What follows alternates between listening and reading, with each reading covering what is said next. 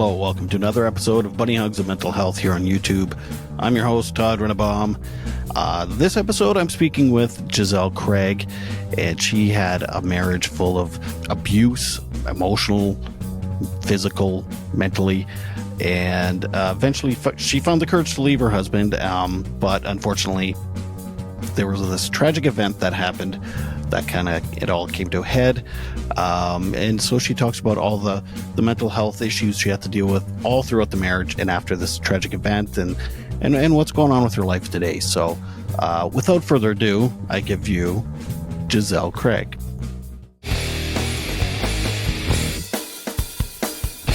I grew up in a northern community in small town Saskatchewan, called Green Lake, Saskatchewan. So it was a Métis community. So very small town. Lot of us are spread out. Like I lived on a farm. I lived about 3-4 miles away from town. And then my parents, we were dog mushers and did What? that.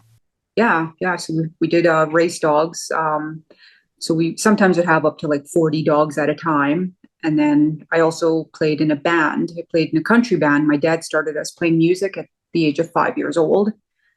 And then at 12 years old, I traveled all over Saskatchewan, me, my sister and brother, and a drummer and all that. And we would go traveling and play in bars. What was the name of your band? Oh, geez. We started off when we were very little. It was Angeline and the Ghostbusters because we were so young. Then it was Angeline and the TTR band. And then just the TTR band when my sister left.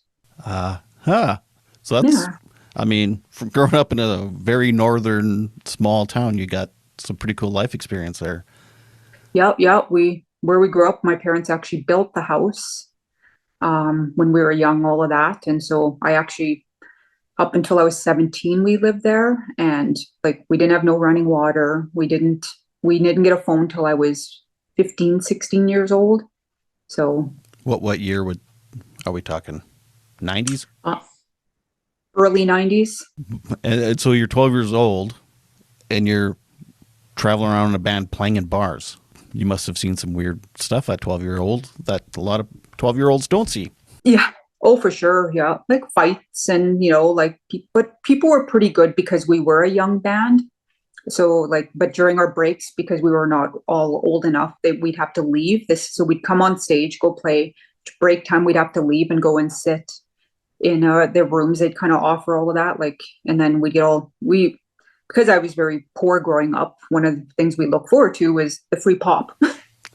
Yeah. we got to get all the free pop we want because we never had pop at home, so that was our enjoyment. And you had a fairly decent home life? It was rough. My dad, he grew up in foster care, all that, so he was extremely strict. So I wasn't allowed to wear makeup till I was 15 years old. At 16, I was allowed to date, but they had to get my parents' permission. We didn't really do much, we weren't allowed to have much friends over. We weren't allowed to because the community we grew up in was quite rough.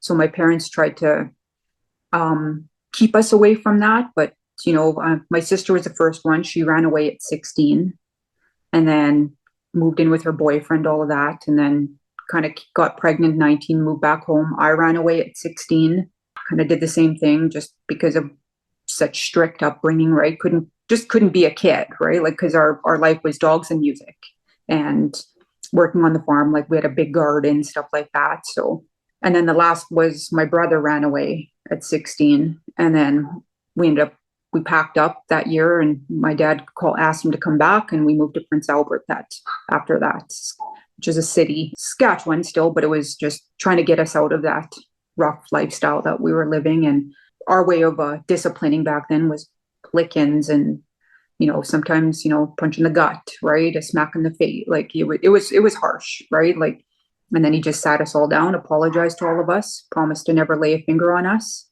again. And he never did after that. He ended up becoming a softie from being so extremely strict to feeling bad for what he had done, all of that. Was your mother around? Yes, yeah. She worked a lot. My mom actually was our manager of our band, but she did a lot of the working. My dad would work this summer and all that, but then he'd get laid off every winter. And then so he'd be the one that would get up with us for school, things like that. And he always kind of made us a breakfast, things like that. And, tried to pack a lunch, tried to be there for us kids best he could and all of that. And my mom she was always working, and she would her job entailed her having to go do a bunch of courses out of town, all of that. So, but when it came to the music side, my mom was the one that took us to all the gigs. She drove us. She was an extremely hard worker. And so the community, you said it was pretty rough, and was it like a lot of people were Métis Indigenous and had generational trauma, and like you said, your dad was in a foster home. I'm assuming there's a lot of other families that had that kind of turmoil, I guess. I'm gonna assume like that, and just a mixture of there wasn't much work there, right? Like it's not like it's always tough to find jobs, and um kids, having kids at 13 years old. I remember one of my good friends, as young as 13, having children, right? And just, a lot of drugs, back then it wasn't quite as bad, the drug, but now it's quite bad, right? And it wasn't really natives around there. It was all Métis and then some whites, right? It was just a different lifestyle. It was similar to a reservation like life, I guess you could say. Did you graduate high school? No. No. Okay. So when you, at 19 years old, when you met your boyfriend, were you working at the time? You were living in Prince Albert? No, but I had left Prince Albert because because I was living there with family, all of that. And my sister had a kid, all that. And my parents were I wasn't allowed to do anything, much still like that, unless I brought my nephew everywhere. And I was just, I was 19 years old. I wanted to live life. And I didn't want my parents to tell me what to do. So I moved away 5 hours away to a small town called Stockholm. And I lived with some friends that I had met in Prince Albert, a really good friend of mine, Georgina, and her husband at the time. And I stayed with her and her 3 kids. And I was looking for work. Like when I first met my ex-husband, I wasn't working until a little bit after I got a job working at the bar there in the small town in Stockholm. And was it love at first sight? Yeah, it was. It was one of those when I first met him, I thought, oh my God, he's so hot. He's so, I was a drinker back then too. So we were drinking and it was at a bar again. And, and he kind of drank with us. And then he came back to my friend's house, partied with us all night. And I mean, he put toothpaste on my eyebrows and when I passed out at one point, and I mean, we all laughed about it after, right? But but it was again, when I saw him again, maybe a couple weeks ago, but I liked him. I was one of those, I thought he was nice and all that. And I met him again, I would say 2 weeks, maybe a month after that. And then I kind of clinged on to him. Right. And he kind of liked it. Right. And yeah, and we were pretty much serious right from the start. And what was his growing up like? He had a good lifestyle. His parents had money. They had he played hockey. He played in all the sports, hockey, baseball, and I'm not sure what other sports. Those are the 2 main ones I remember. He did a lot of traveling. From my understanding, his parents were quite strict. His dad kind of pushed him into the sports, all that, wanted him, because I guess at one point he could have gone quite far with it, but he just never did. And then he had some sisters too, and so he was the only boy. A lot of drinking. The parents were drinkers, but I mean, the whole town kind of was, a drinking town. Yeah. Right? Yeah. How long were you together before you started to maybe notice some red flags? Probably the first few months we were together. We were drinking and I can't really remember the whole story, right? It was just got into a fight, all of that. And then he wanted his promise ring back and kind of just playing mind games a bit there. And I was like, okay, well, went back to my friends, all of that. And I was young and first time I ever fell in love with somebody. And within a few days, me calling him and pretty much begging him to take me back and, and all of that. And then wasn't serious. He didn't hit me. He didn't, but it was just drinking and being, young and dumb, right? That at that point. But the first real serious time I remember him ever just first even laying a hand on me was about a year into the relationship. Yeah. Up until then, when I first met him, he was extremely loving, extremely that's how I fell for him, right? Because he was like, this is my girlfriend. I love my girlfriend. She's the best thing ever happened to me. She's beautiful. She's this. And I was like, oh my God, I met this amazing guy. But just slowly things would be like, oh, you don't need to wear your makeup. You don't need to do this, slowly things would happen, right? Like where I'd be like, hey, I stopped taking care of myself because he says, I don't have to. I don't, oh, you look good without all that. You don't need to do that, And so then you kind of start slowly, right? And Yeah. So he was love bombing you at first and then slowly starting to control you. So it was like he sucked you in, made you feel like this guy's like, I don't know. It's almost like a cult leaders do that. Like they love bomb and make you feel so special, but then slowly start to turn the screws and have you dependent on them while they control you. And but yeah, it's a slow process. What was the incident a year in when he first laid hands on you? Was it? He was drinking again, a whole bunch of his friends. We had a party at our house, and my sister too had been down. They'd all been drinking. I was pregnant, just newly pregnant. And I just know it got like I can't remember the whole everything. I just remember like it got quite everybody was like being loud, being whatever, and I kind of wanted to just be done because I wasn't drinking, right? I'm pregnant. I'm 20 years old, and I'm like, I want everybody out of here, and nobody would listen. And they had started drinking early in the day. Like they were doing, they'd fill up these cooler things and they put like a bunch of berries and different alcohols. So I can't really remember what kind of drink that was, but it was a bunch of mixed drinks. And I was getting tired of all that. And then I was like, okay, everybody, and then I was like, hey, get out. And then, everybody leave. And then he was like telling me to, shut up and blah, blah. And plus I had my nephew there at the time.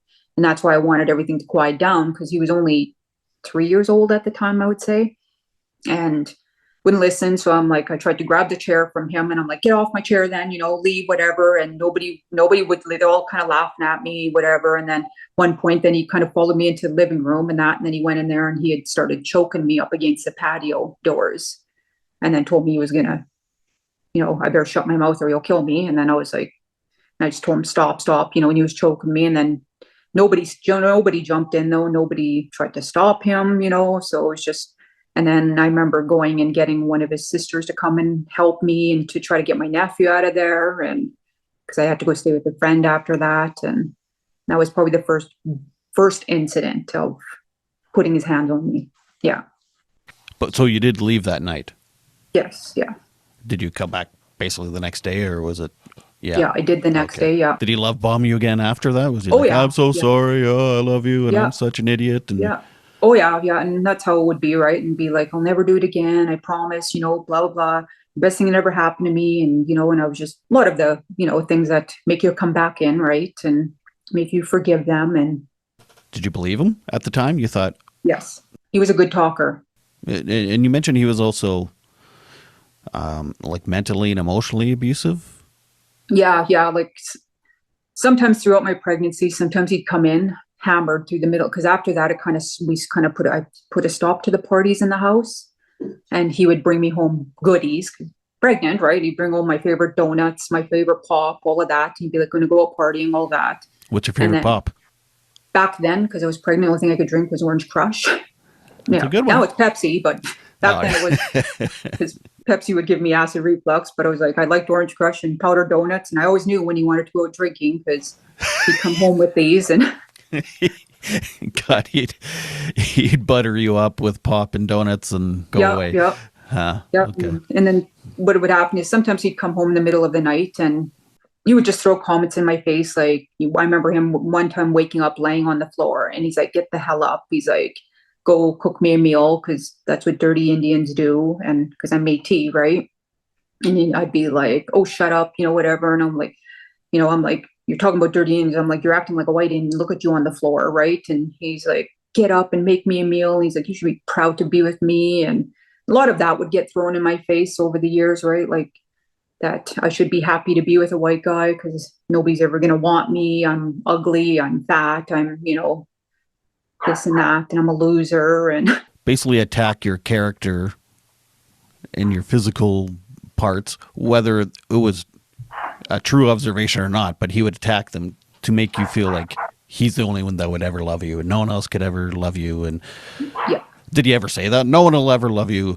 Yeah, oh Uh, yeah, loads of times. And he's like, no one's ever gonna want you, no one's ever gonna love you. And I did, and I believed it, right? I for years I truly believed no one's ever gonna want me, right? Because I'm like, I'm ugly, I'm fat, I'm, like, and I mean back then I was even smaller than what I am now. And I would sit there and be like, well, I'd look in the mirror and be like, oh my God, I'm gross. I'm, like, I'm so lucky to have somebody that actually does love me, right? 'Cause what did your family think of him? Was he always like best behaviors when your family was around? oh yeah, yeah. Like Uh, for I remember like my family would always be, he's such a nice guy. He's this, he's that. Like, and my dad, because at the time my dad was alive. When I only had my first child, I'd come back. And my dad's like, all he cared about was me being happy, and he was like, this is what makes you happy. And I mean, I never told my parents the extent of how bad things were, because there was many, many times I picked up and took off and went back home, and tried to leave him and tried to, whatever. But then he'd come find me and then he'd convince me to come back. But he could have anybody convincing he was the nicest guy in the world because he was good. He was good, a good talker and, good at like, I mean, I remember even when my dad passed away, he had my mom and all that because I had left him because he moved for cheating, and I moved and left and all that and went he was stayed cheating? with Did you yeah, say? yeah. Hmm. One of the many times he cheated on me. And the first time I was out, first time he had was after I had our daughter, and that our oldest at the time. And yeah, a young girl he didn't sleep with her, but young girl admitted they were making out at a party and all of that. So, and I mean she was really honest with me and all that. And then I was like, tried to leave then, but then he was like, people are just stirring up problems. He would kind of make it like the town was out to get him, right? Like, and that's how we kind of ended up in Prince Albert, back to Prince Albert, because I left him, went back there, and I can't really remember another incident, but then I'd heard, we were working on things, and I was whatever, but then I was told another girl admitted that they had hooked up, all of that, and because then I heard she was driving his truck, all of this, and so then I was like, okay, I'm done. Because he denied it all, right? But I mean, it's a small town, people talk, right? Everybody's business in these small towns. And so then I was like, hey, I'm done. I'm like, and then I had planned to leave and move to Regina with a friend, all that. He kind of didn't know my whole thing, what was going on. And but then I lost my dad. This was the same year as the Twin Towers went down. So it's 20 some years ago. And when I lost my dad, he convinced my mom and them to come and show up to be there for me. And so I was like, and at the time, I mean, I was only 22 at the time. So, you're going grieving, you just lost your dad, you're young, you're whatever, and here's this guy, whatever, that, was so nice, whatever. But then he would get drunk with my family because my mom too liked to drink, all of that. She was and at the time my sister was young, so she was drinking too. I was the only one that wasn't drinking. And then they'd all get drunk and he'd come up in the room and, talk smack to me and do like what he normally did, right? And just, you're a loser, you're this, blah, blah, blah. But then he would have my family believing, he had my family for a little bit there, that I was mean to him, that I was, this and that. And like, and my sister, like, I know at one time he was like, I'm going to marry your sister. My sister, like, don't buy him a ring. Don't buy her a ring. She don't deserve it. So because of how good he was talking, right? And then one night, he had come up again and started on me again. And my sister he didn't know, sitting outside the door listening and heard everything.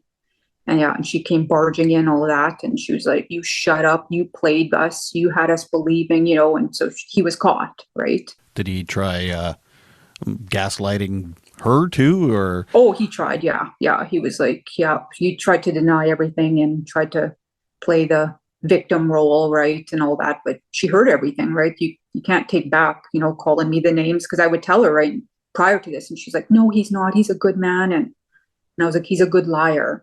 I'm like, he can play anybody. I'm like, that's what's happening. And, and after that, though, my family opened up their eyes and, and realized that everything I was saying was true and kind of on my side over things. And was he still physically abusive at this time Not too? Or? Not really at that point. He was just more mentally, like it was just, kind of again, the whatever. And then we had taken on going into some apartment buildings. So I found him a job working there as a kind of like a caretaker, and in exchange we got free rent, all of that. So we moved in there with our oldest at the time, and then it started off okay the first bit, and I had been working up north and then so I was 2 weeks in, 2 weeks off. But and then at one point he had taken our oldest and went drinking, and then they had my oldest fallen off the couch. They're only 3 years old, put their arm out of their socket. He drove drunk to the hospital with them. And I got called by the hospital that either A, I find somebody to come get my child, or I'll lose my oldest to social services. So I had to call an auntie that lived in North Battleford, because he was about 45 minutes from there, where my uncle was living in Hafford. And then I had to go get her to go get my oldest at the time, or I would have lost my child, because I'm in the middle of nowhere working up in the bush, right? Like, and that's at the time that was the only job I could find. And so when your daughter was in the hospital, he just left her and went drinking again? yeah, he got kicked out. Yeah, he got kicked out because and the cops were threatening to charge him, all of that. So he took off and got out of there. And that was kind of like one point there where I was like, after that, so when I did go out of town, I never left my kid with him. I was like, I had to switch. I switched out with my sister then. We would switch out kids because I didn't trust him. And then I ended up finding a job in Prince Albert at the time at some group homes there, and was able to start working in town and make sure I could not have my child taken away from me over this. Ultimately, how many kids did you end up having with them? 3. And over that period of time, did it begin to escalate more, or was it just kind of this base level of just chaos, I guess? It escalated more because then our next ones we had boys, and he became jealous. And my middle boy was a real mama's boy. Became jealous of your own children? Mm-hmm. Yeah. And I mean, all through our whole marriage too, he'd be like, I'm not the dad, like it. He would always say, there was this Aubrey guy. He's like, Aubrey's my oldest, the dad to that. And he'd be like, that's not my kid. These are your kids. And I'd have a lot of that thrown in my face, and I'm a hoe and I'm a this and that. And I mean, he would, when I was pregnant with finally our third one, because he had cheated with our second son, and I forgave him again. I would leave, then go back, leave, go back. And, a lot of us breaking up lots, and a lot of, our family was brought into a lot of it too, right? Because I'd call the family, he'd call, they'd hear his side, not, but just a lot of that, right? And then again, well, I should be happy to be with him because, I'm a dirty Indian and nobody's going to want me. And, and our last one, I had left him. And because again, I found out from the caretakers in the building next door, they came to me and said, he spent the night with a woman in a hotel and blah, blah, blah. And I was like, okay, I'm done. And I was just newly pregnant with our third kid. And I moved in with my mom, and we got a different place and all that. And I stayed with her till I was close to 8 months pregnant. And then he told me he got a job. He was going to get out of PA. He quit his drinking.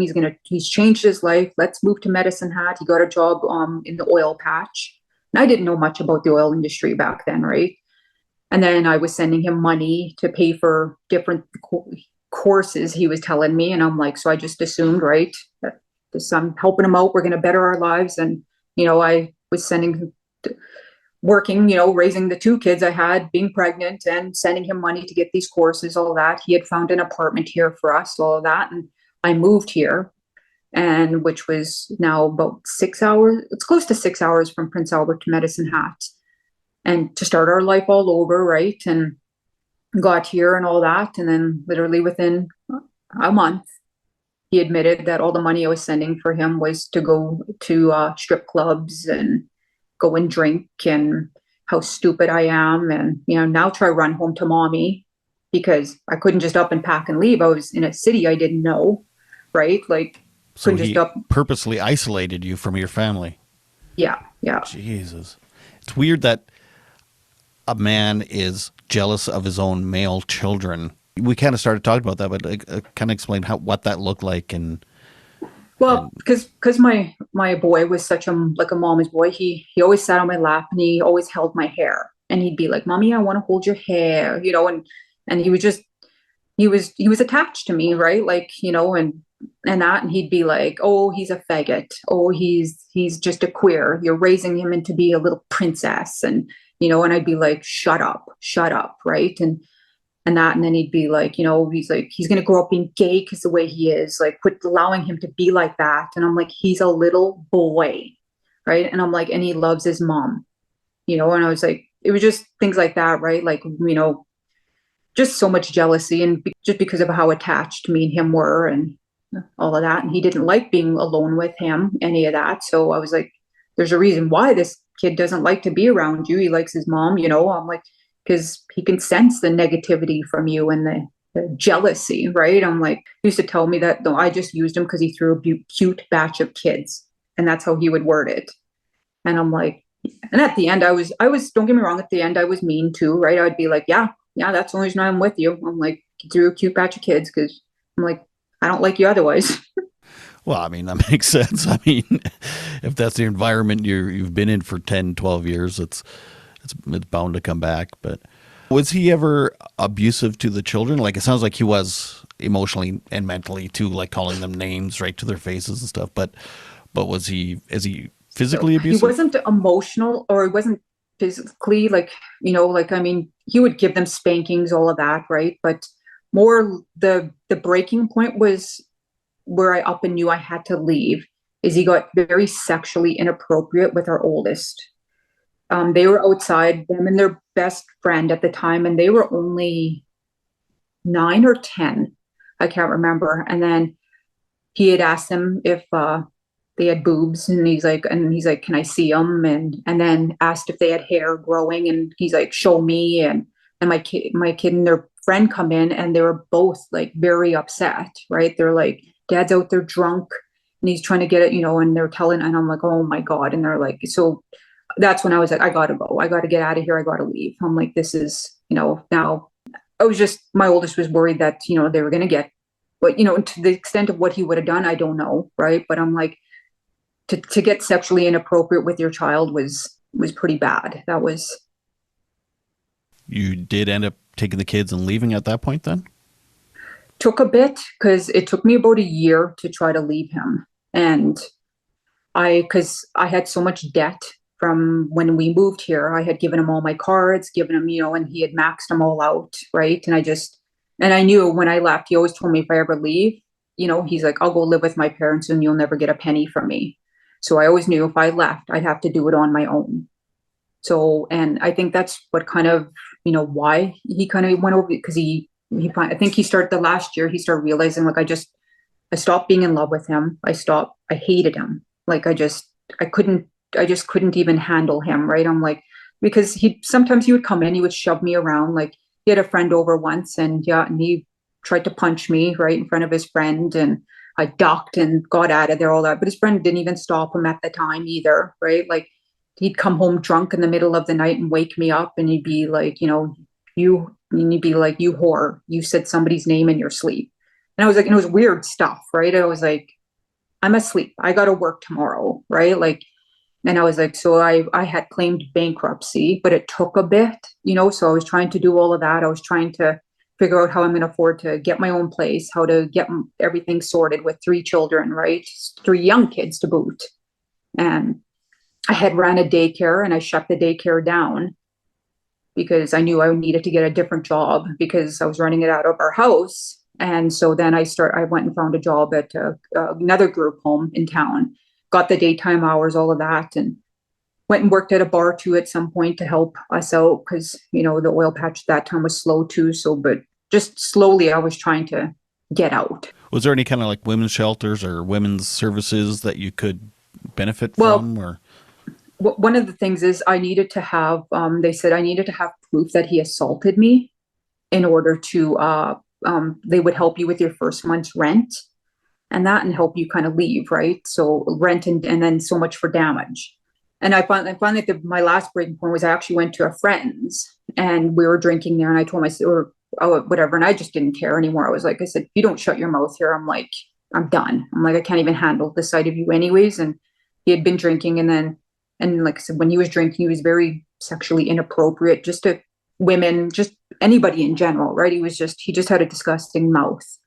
And he had been lying on the floor, and it was one of my best friends at work. I had met through work. It was him and his girlfriend's place, and I didn't know his girlfriend at the time too well, but I knew him very well. And so we're all playing poker or whatever, and then he lies on the floor, and then she's like, "Oh my god, my dog's in heat," and that, and she's like, "Sorry about that." And then the dog kind of walks past him while he's laying on the floor, and he looks at my friend's girlfriend. He's like, "Your dog wants me to lick its the P word," right? And I'm like, I was done. I was like, she got up, her face is red, right? Because she didn't know him, any of that, grabs her dog, goes and hides it, right? And then I was like, that's it. I'm like, you're disgusting. I'm like, get the hell out of here. We were just kind of fighting back and forth, all of that. And he's like calling me names in front of everybody again, his thing he does, right? And tell me I'm no good for nothing and all of this and that. And I'm like, I'm done. I'm like, I am done. And then I end up went with the girls to the club that night, come back. He had tried to call the cops, tried to say I stole his car, and cops kind of laughed because I was like, "You drove the car there, you idiot." I'm like, "You left it there." I'm like, "I didn't steal your car. You left the keys there because you were so drunk." And then yeah, I went and stayed at a friend's, and then he had went home at one point, and I was on the phone with my oldest, and I was trying to figure out how to get them out, all of that. And then he ended up like passing out or whatever, so I was able to come and grab the kids. And then the cop said, though, when I do come, to make sure come with witnesses, all of that. And so I came with my friends just to grab the kids and just grab a few things and that. And in front of them, he came running at me and he shoved me as hard as he could, and I went flying in the air in our yard, all of that. Called the police. He was arrested, and then I charged him for assault, and then I had put a restraining order, everything against him. And then yeah, that's when I left the final time. And this was still in Medicine Hat? Yes. And then you left to a different place in Medicine Hat, or did you go home to PA? No, I stayed in Medicine Hat. I stayed with a friend for a little bit till I found a duplex. And then I had found a duplex, and I had moved in there November 1st. And I was all excited to start my life all over, right? I had found out from somebody, he was at work, all of this. I can't really remember, whatever. And we had come during that time. There was me and I don't know how many friends. We packed up. I've never been moved so fast in my life. Like, we knew he wasn't around, right? So we came in, grabbed everything, because the house he was in, we both owned, right? So I still had legal rights to the house and, all of that. I took whatever I had bought in the relationship, and anything he bought, I left. And then I just packed up whatever. And yeah, when we moved into that duplex, and I was about to start my life over. How were the kids at this point? How did they feel? Were they excited too, or were they like, "Why?" Oh, they were the kids were very, like, the boys didn't really know him a whole lot because he worked in the oil industry. He'd be gone for 2 weeks, home for only a week. And when he was home, he was always out drinking. So it's not like he was very involved with them per se, like the boys. And when he was around, right, we would get into our fights and and just the way he was, like, they just didn't have that closeness with him because of what a dick he was. Yeah. And so I'm assuming, because it sounds like most people that are like him, they don't take someone leaving them very easily. No, like, he had so when I had left him, he had gone to his friend's house, and he called Shaw Cable, and he had found my address out from Shaw Cable because we were still legally married. Shaw Cable was like, because I don't know what he did.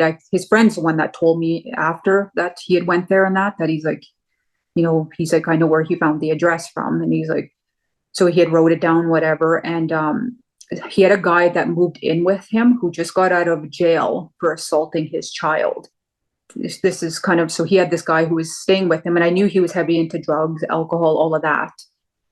And so I was like, I am not letting my kids. I knew there was no court, anything in place yet. No, I didn't have full custody, none of that, right? And I knew legally he had rights, but I was like, I was not allowing my kids near any of that, right? I was like, I mean, I would have up and ran away to protect him from that, because I was like, nope, that guy just got it. I know what happened. I know the whole story, like what happened with his friend that was with him drinking. And so they had followed me outside of my workplace, and I had a restraining order against him.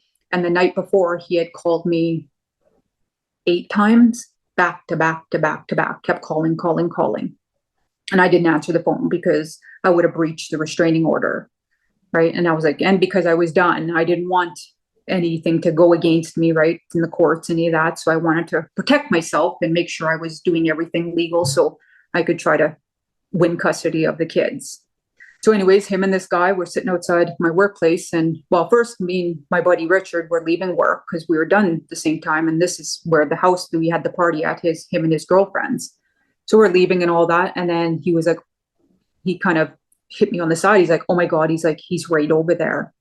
And so him and this other guy, this Todd guy, were sitting out my workplace watching us. We weren't 100% sure, but I told my buddy, I'm like, drive past and see if it's him. So he was like, okay, because we knew how his car looked. So he drove past. And then back then he didn't have a cell phone. So he ran to the nearest payphone. And he was like, yeah, he's like, him and Todd ducked real quick, trying to hide, right? And I said, yeah. And I was like, I had a cell phone. And I was like, yeah. So I went to the daycare to pick up our youngest, or boys. Went to the daycare, grabbed the kids, and he followed me right all the way from there. And I knew he was tailgated. He was following me. So I went straight to the police station. And I asked the police for help, and I showed up there, all that, and they took my statements, all that. I showed them how he had called me the night before, which was in breach of his, like that. Then they went, and that day it went whatever. They found him and this Todd guy at a bar because after he saw me pull into the police station, he took off, right?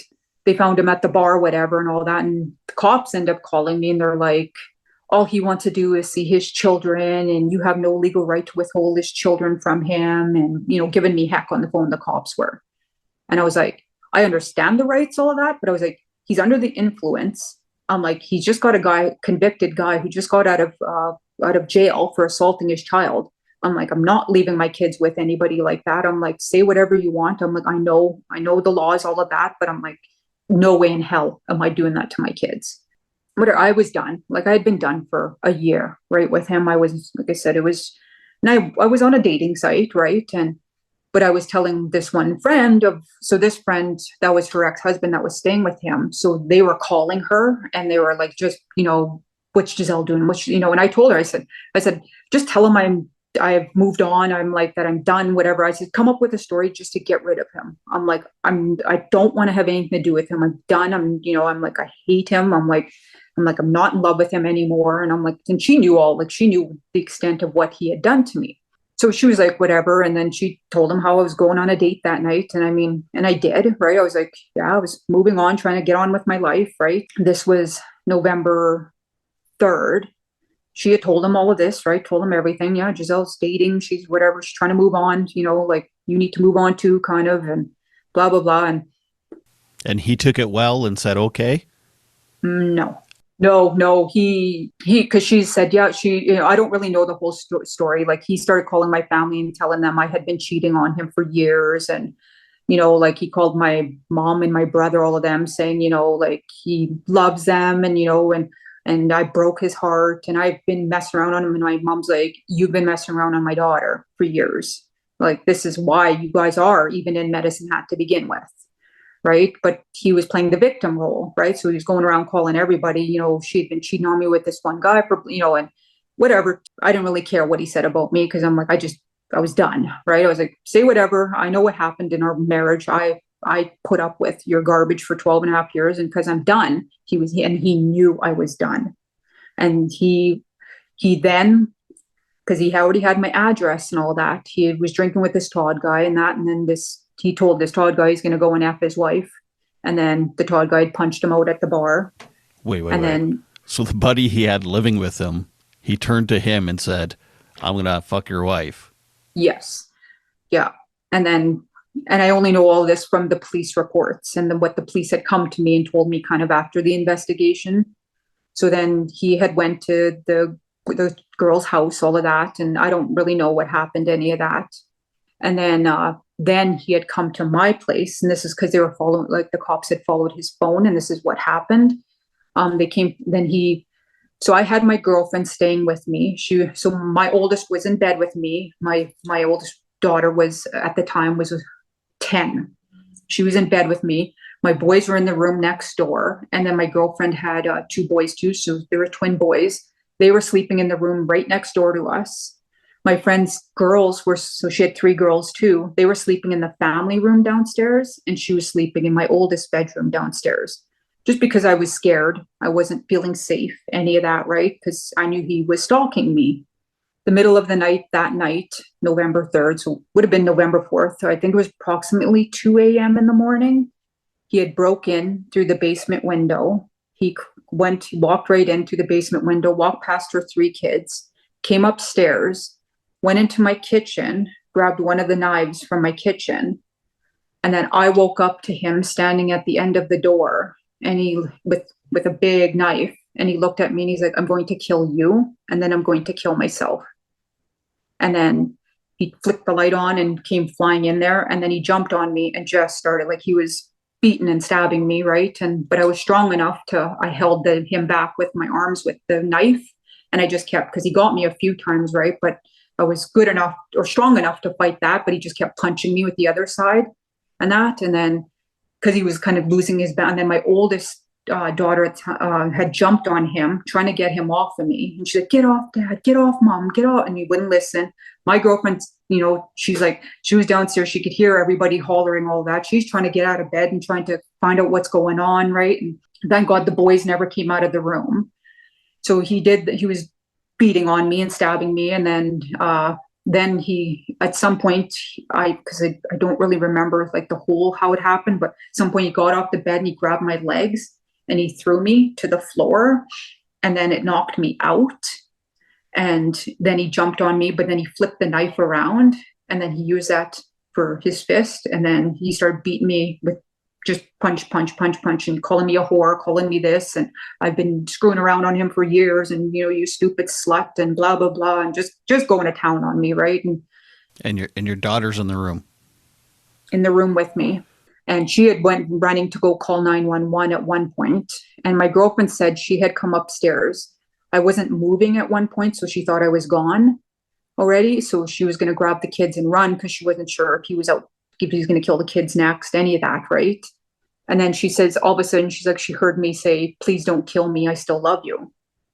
And I remember, like, I kind of remember kind of coming to, I don't, like I said, to this day, I said, I cannot explain what happened to me, any of that, right? I said, I just remember this really overwhelming feeling of, because I wanted to give up, right? And that I can't, it's not my time, right? I got to keep fighting. I'm like, I've got kids to fight for here. And then I remember all of a sudden begging him, whatever. And then my girlfriend had come behind, because he was wearing a hoodie, come behind, grabbed him by the hood and yanked him off of me. And I mean, and she was just a 4 foot something girl, right? Like, he was about 5'10", 5'11", and she got him off of me. I ended up standing up at one point, then he stood up at one point, and then he was holding the knife still, and I went and hugged him, and I was begging him, to not kill me, that we can work through this, we can get back together. I mean, I was trying to tell him what he wanted to hear, right? Mm-hmm, I didn't want to die, right?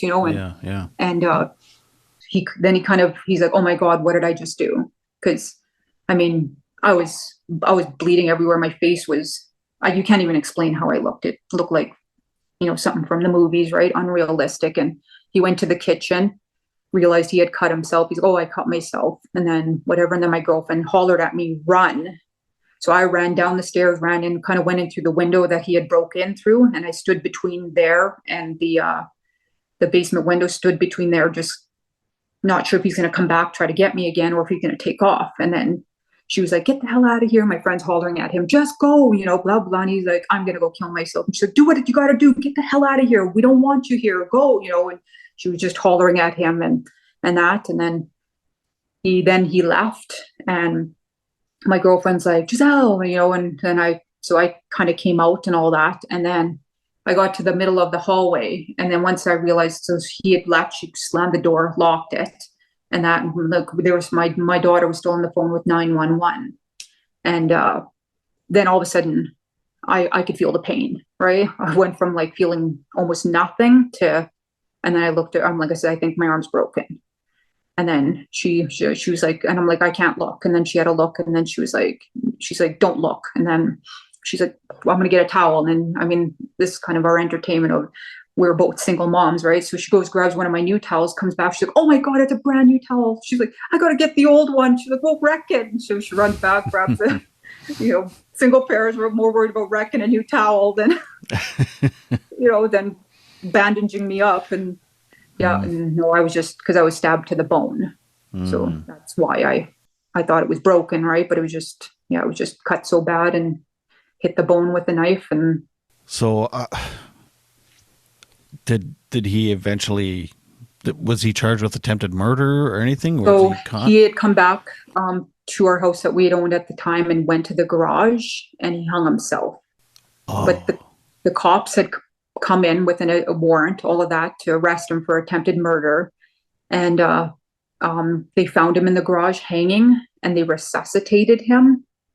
And by the time they got to him, all of that, and they resuscitated him, brought him all back, they end up, he was brain dead, but he ended up at, so when I just remember being in the hospital, all of that, and I had cops surrounding me to protect me, right, until they could figure out what happened with him.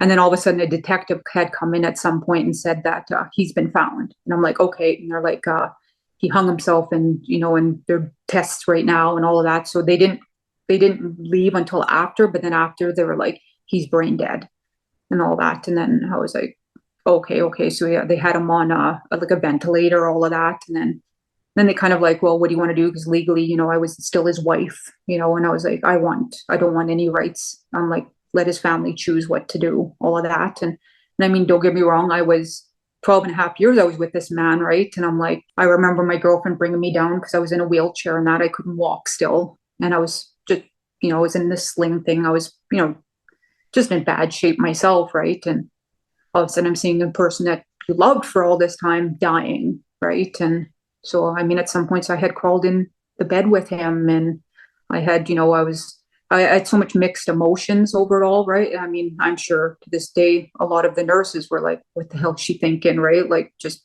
this man does this to you and you're crying because he's dying, right? And, at the time I was like, oh my God, now I got to say goodbye. I got to, this was the father to my children, and, this, a yeah, yeah. lot of mixed things going through me, right? Sure, yeah. I mean, you had a huge history together. Not just there was good as well. I mean, Yes, oh, not for sure. that not saying that yeah. Oh God, yeah. I can only imagine how confusing and mixed feelings it would be. Yeah. Yeah, November 3rd, and I believe he passed away November 7th. I believe that's the day he, like, because the parents had pulled the plug and all that, right? And just let him go naturally. And then, yeah, and then his body had shut down, all that. But then I'm pretty sure that was the day he passed away. And then after that, I went from to hate for a long time. I hated him, right? I'm like, grief to hate. Like, how could you do this?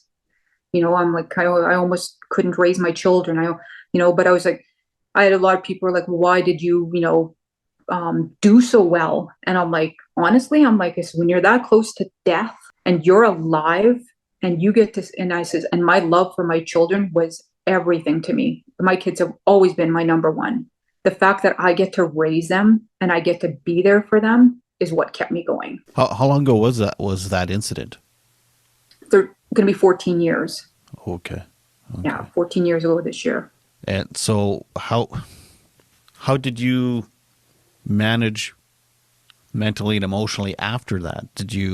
I'm assuming you had to talk to therapists and counselors, and it mustn't have been easy. Like, I see you're remarried now, or yeah, at least yeah, you're Yes. living with someone again. And Yeah, I went to counseling after. I went to like some heavy duty counseling, all of that. And, they make you relive the trauma. Like, I mean, it took quite a few years of, I still have things that can trigger me, right? Like PTSD doesn't just always go away, right? But I mean, I've learned how to cope through it all of that. And I mean, and trying to deal with the aftermath of what happened, all that. Like I said, thank God my boys they didn't come out. They didn't see, like, my youngest and my oldest don't really, my two boys don't really remember. It's just my oldest. They're the ones that have been they've been very psychologically affected, very, very affected by it. It's yeah, it's an ongoing, like continuous, trying to help them. And I mean, them even trying to find themselves and, just trying to find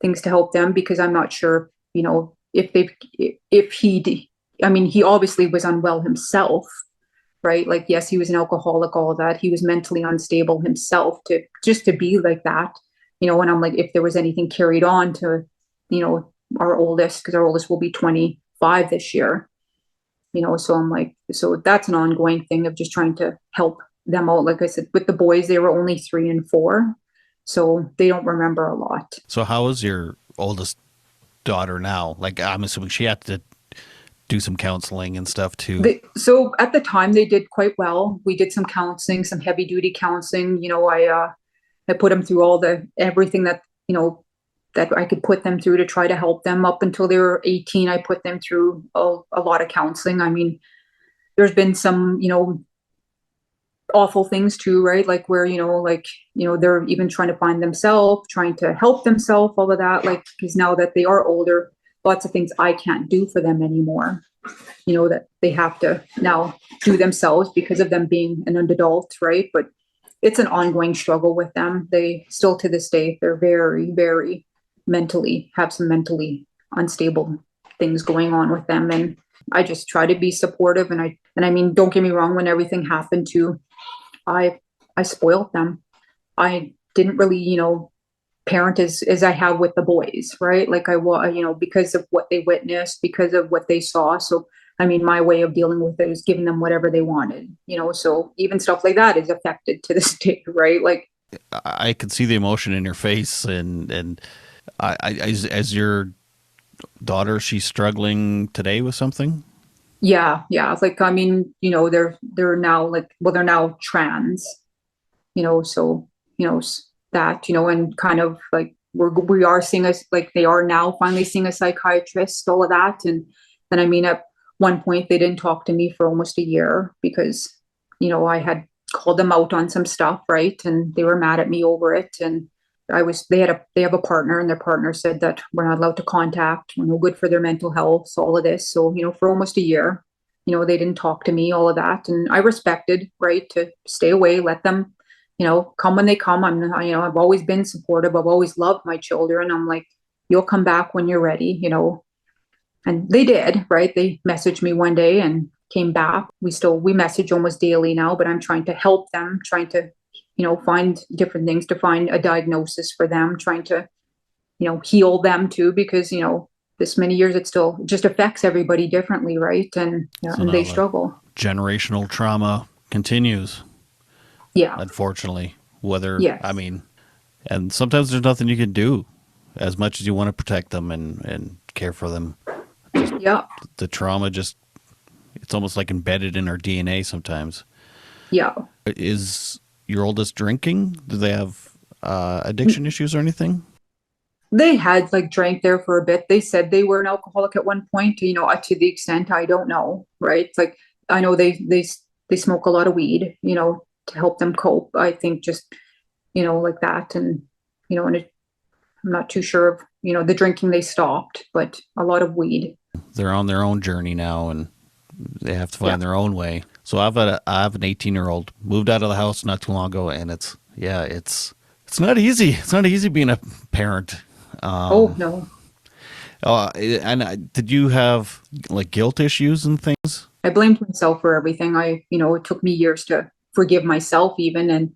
And I still, like, and that's why, like, when my oldest, when they were young, right, and everything happened, if they wanted something, they got it.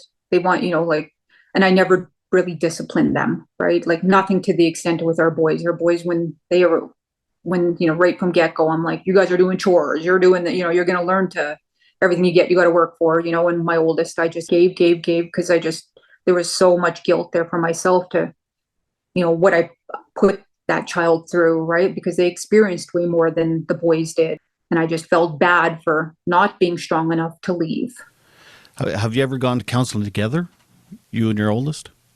No, we haven't. Like, now it's kind of like, because they're with a psychiatrist, and psychiatrist wants to speak with me too. So I'm kind of like, see what they're going to ask, anything like that. Because, I think it would be beneficial, right, to discuss things together and maybe kind of see my point of why I've done what I've done. And Yeah, it would be beneficial, I think, if you and your oldest.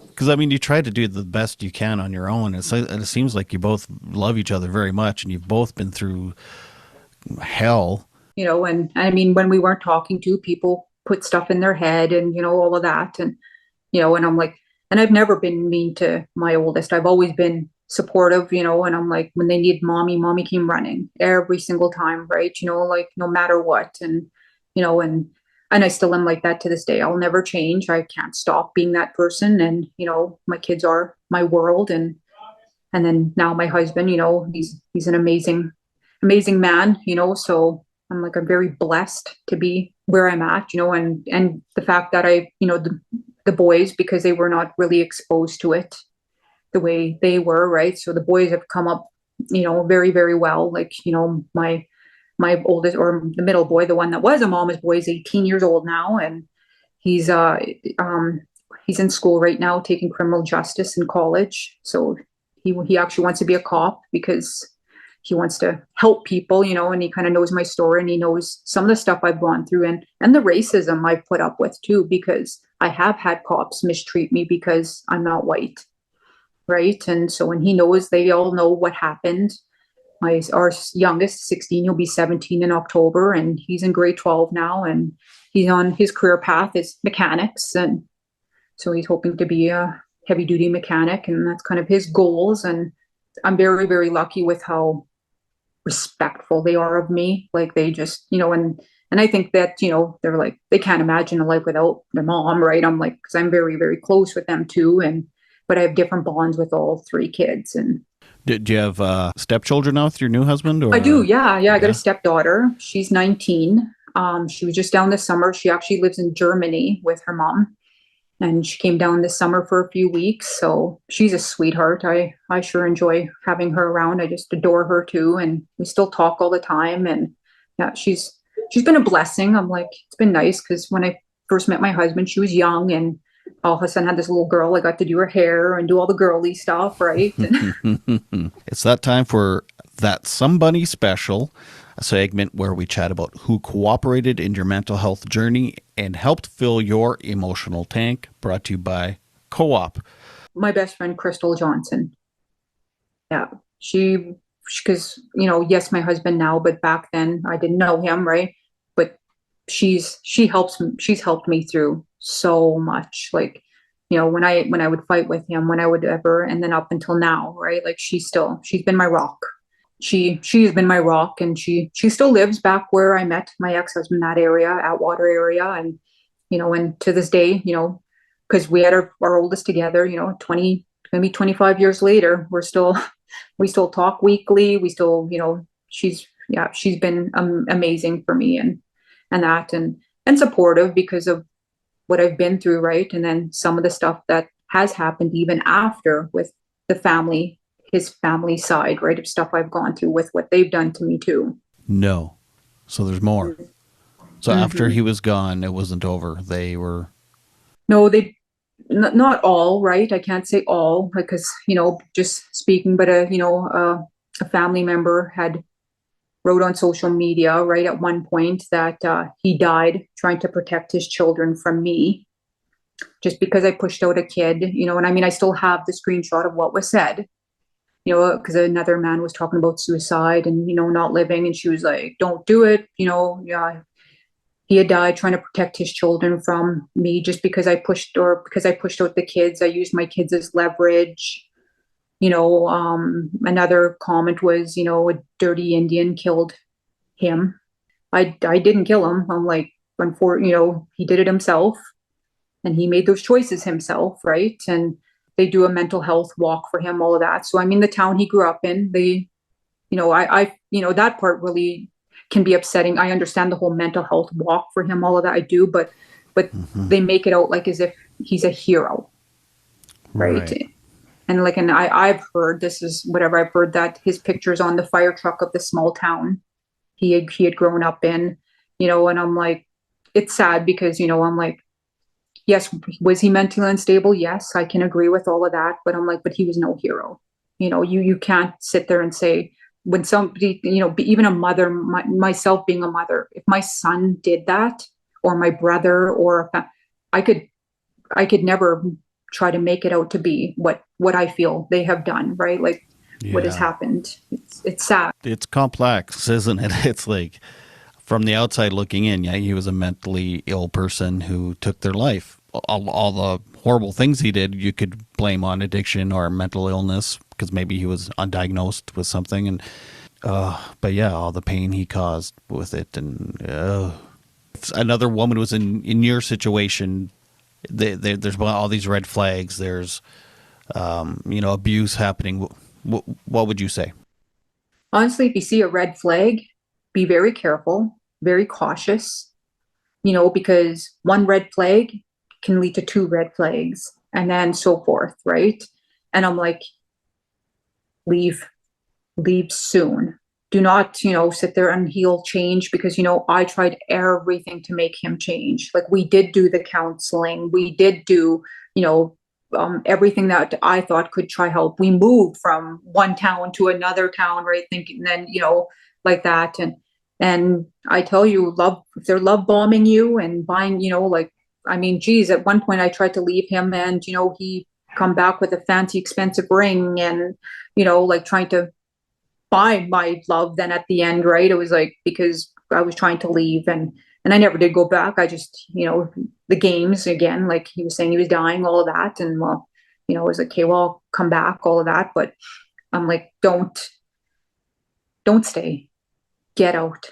Like there's so much better out there. If I had to choose being single or being with an abusive man, I would, when I was single, and yes, I met a wonderful husband, but when I was, that was the happiest I had ever been during that time because I felt free for the first time in my life. I mean, don't get me wrong, I didn't have any more of being stalked. I didn't have any more of that because he passed, right? So I mean, I was, a little more fortunate that way, like to move past. But I'm like, I definitely healed faster because I didn't have to deal with any of that, right? Like, but I also would say, it's not worth it.